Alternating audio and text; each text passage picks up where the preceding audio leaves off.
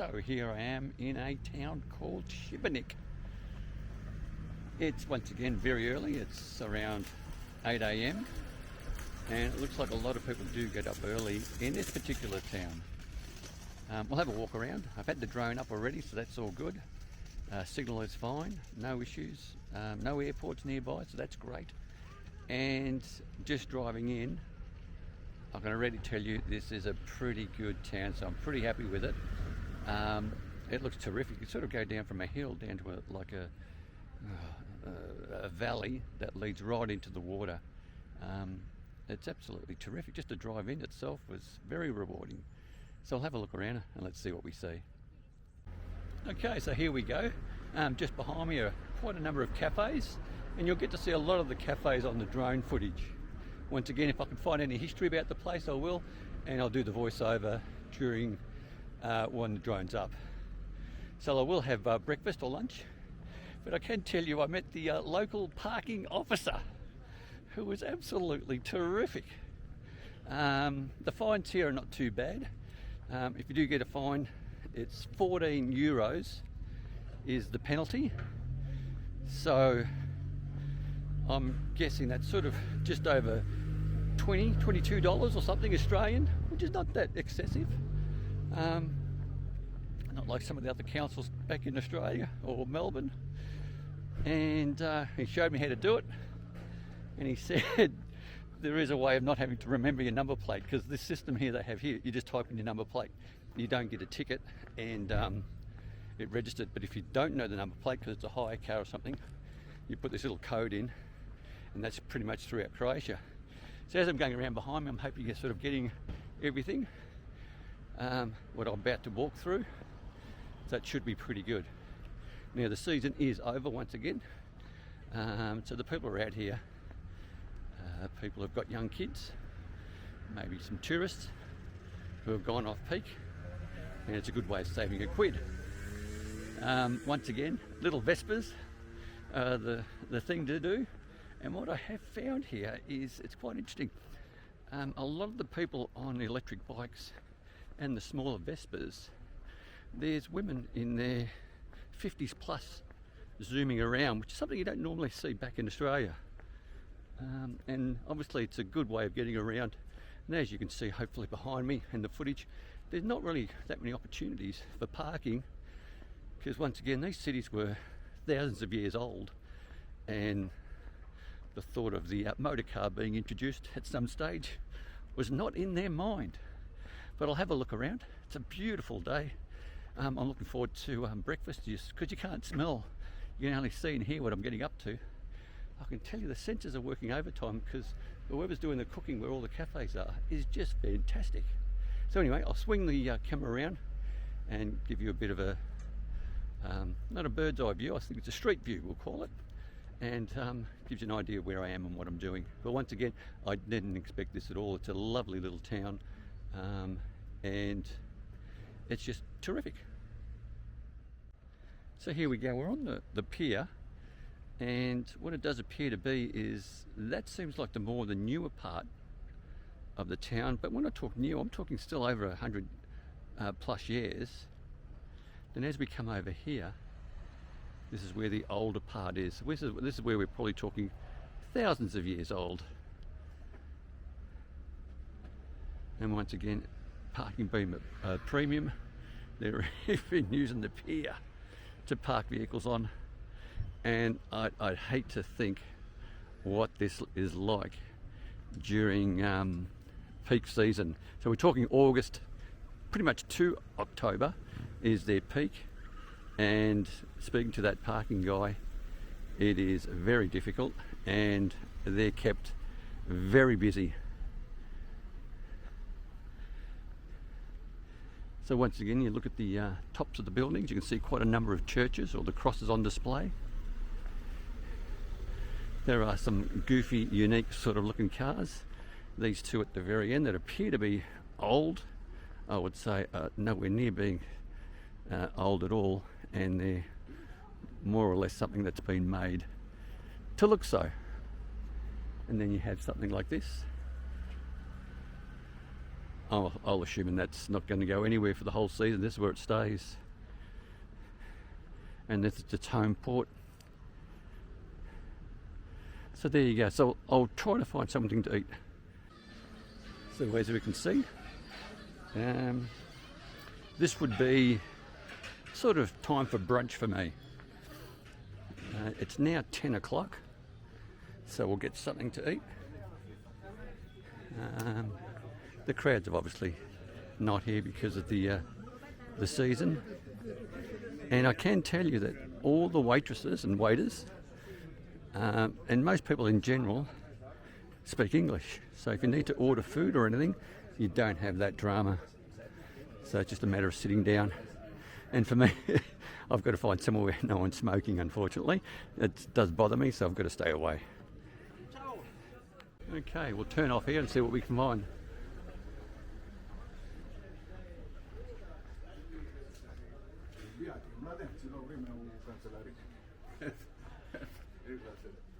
Now I do like the fact that these little laneways are everywhere, and they've actually got names for them, so you can't get lost. I don't know if you just saw that, there's a whole bunch of pigeons coming out of that open window, which is quite interesting. And if you don't want to go on the main coastline or the front of the shoreline there, just duck into some of these sides, little laneways, and there's cafes just everywhere. We'll continue on.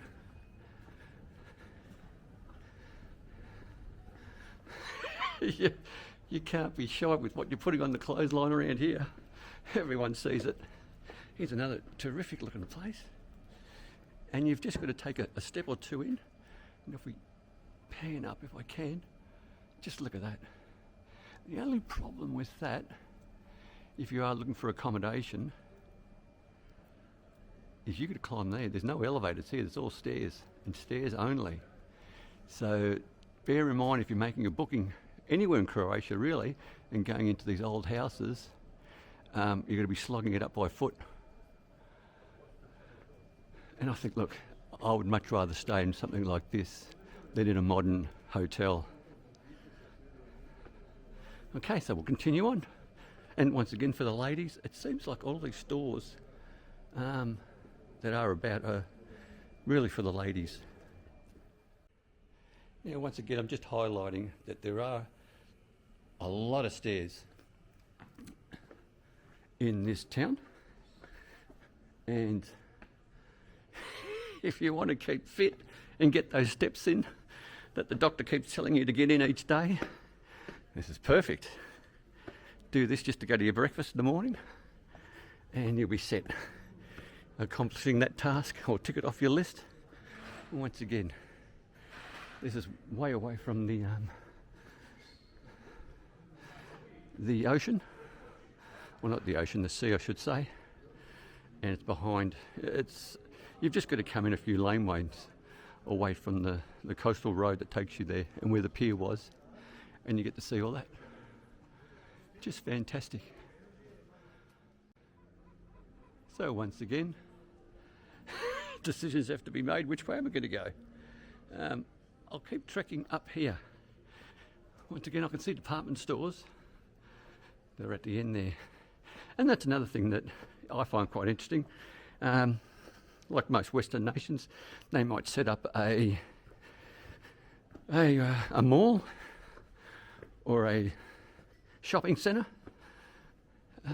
But in places like this, they're all individually sort of in the buildings, wherever they can set up a store. I can see a critter over there. Let's see if we can get an image of him. Is he there? He's keeping an eye on things. Very dog friendly. I've seen a lot of restaurants that are offering bowls. There are cats. Cats seem to be able to roam around at will, whereas I've noticed the dogs are all on lead. Now you can probably hear me puffing because I've sort of hit my peak of fitness or stamina. So we're going to stop and have a bit of a break, and we'll just have a quick look at this. And this tells you where you are on the map. I think we'll pause and get a meal. Now I'm just making my way down back to the sea, the seafront, or the pier, not sure what to call it. And it's all downhill, which is terrific. And once again, I can't really, it's a pity you can't smell what I'm smelling, but the lure of the food and whoever's cooking is just terrific. So we'll make my way down here. It's all downhill, which is good. And you'll see doors like that. And you think, has that ever been opened in the last 100 years? Who knows? But these cobblestones are all nicely polished that you see everywhere. And I would guess that this open area used to be a restaurant, but because the season's closed, they've decided to close as well. Once again, plenty of stores.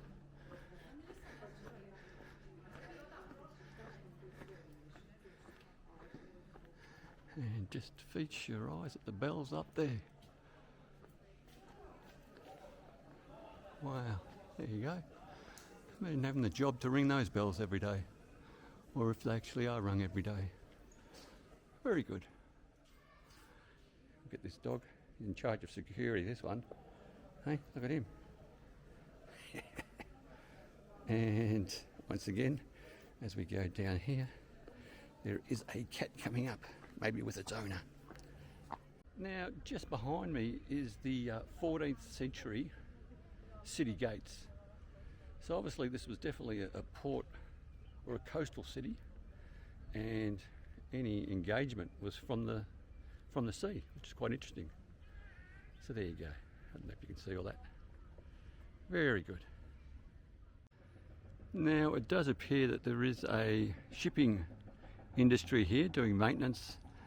Maybe not on the huge ships, more the boats, I'd imagine, because you can hear them working away, and quite a number of them are in the process of under maintenance and repair. Now I can also tell you there's a lot of young families here, because I've seen a lot of mums pushing their kids around, which is great. And it does appear once again everyone that lives here has a boat, or so it appears. And the boats come in all sizes and descriptions. Is that a bad one? That would be high maintenance, I'd imagine. Whereas these fiberglass are not so much. And there's your taxi. Now, just in the background, there's a lot of islands that have no road access to. So you are going to have to commute via a boat of some sort. As you can all probably much imagine, the whole coastline of Croatia along the Adriatic is just peppered with islands. Some big, some small. Most of them are inhabited by residents, and there are also quite a number that are sort of like luxury resorts to go to. But the only problem, I think, is that you're stuck there. But everyone has their own tastes. So here's your cruise ship for day excursions, I guess. Or maybe it's the one that takes you over to the other side of the islands. So this is what I sort of explained earlier as being sort of the more modern side. But I don't think so. I think this is just part of the whole city itself. I can see in the distance some high-rise apartments. That looks a lot newer in the background up there than the other side. And if you look in the middle of your screen between those trees, you might see some more high-rise residential places there. Here's a ferry for vehicles. So as I might have mentioned, some of these islands are quite large, and to commute on them you do need a car because it can be quite lengthy in distance. So that's your car transporter to get across to some of these islands. I don't know if he goes just to one island or he goes to a few, but some of these islands are quite large. The other interesting thing I've noticed here in Croatia is, we also noticed this in Australia, is there's a lot more Asian workers working in sort of like the grocery stores or the petrol or gas outlets or the service stations or whatever you want to call it. Pretty much like in Australia, but these are the remote ones. Any of the ones near the city, all the locals seem to grab those. But anything that's sort of out on the highways that appears to be in the middle of nowhere, sure enough you'll stumble into an Asian chap working there, which I think is great. You know, it's an opportunity for them, and it also gets to keep those sort of stores open for the passing public and for the locals to go to. So I thought I'd just throw that in there for you, if it's at all informative or in me just rambling on.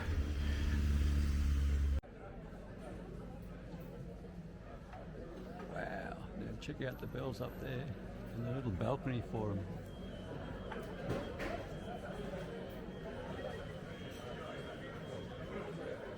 This would have to be one of the oldest buildings here, I'd imagine.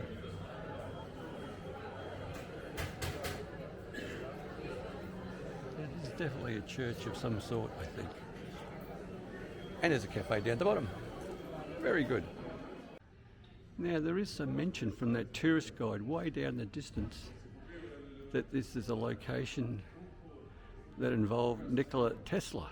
Now, I don't know if he lived here for a short period, or he grew up here, or went to school here, or taught here, or who knows, studied here. I'll show you this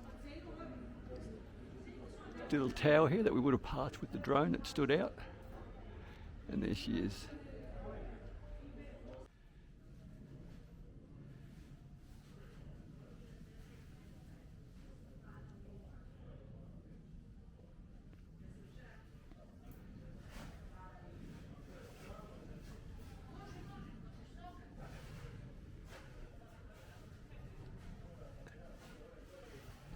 There is churches everywhere, and I don't think they're churches as much as they're places where people go to pray to a particular saint, is what I believe it is. And then you've got the churches as well. I could be wrong, but that's how it comes across to me. But it's definitely a maze to get around here. Wow, the sun's pretty bright now, so we won't be able to see too much.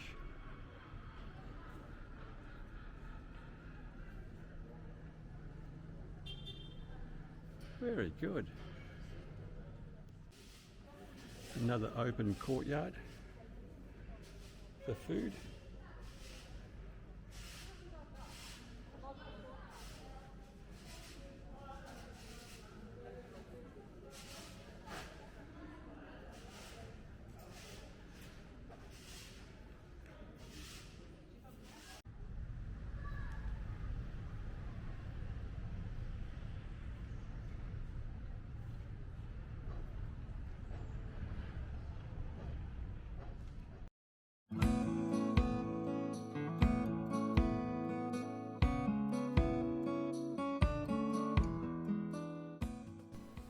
Now I'll take the opportunity just to jump in with some facts. So Šibenik is a historic town in Croatia, located in the central Dalmatia, where the river Krka flows into the Adriatic Sea. Šibenik is a political, educational, transport, industrial and tourist centre for the Šibenik-Knin County, and is also the third largest town in the Dalmatian region. Šibenik is known as the gateway to the Kornati Islands. The 5th century stone Cathedral of St James is decorated with 71 sculptured faces. Nearby, the Šibenik City Museum in the 14th century Prince's Palace has exhibits ranging from the prehistory to the present. The white stone of St Michael's Fortress has an open-air theatre with views of Šibenik Bay and neighbouring islands. So please enjoy the aerial views of the town of Šibenik.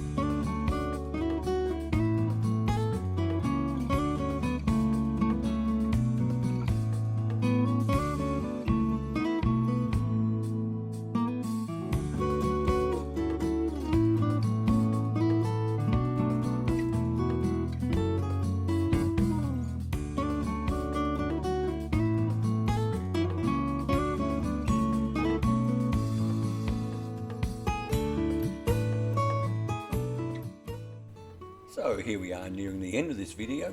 I hope you enjoyed, and if you did, by all means click on that like button or that thumbs up icon. Please consider subscribing. Subscribing does not cost you 1 cent, but it helps out the channel immensely. But most importantly, no matter where you are, stay safe, commute safe, and have a great day. And once again, thanks for watching.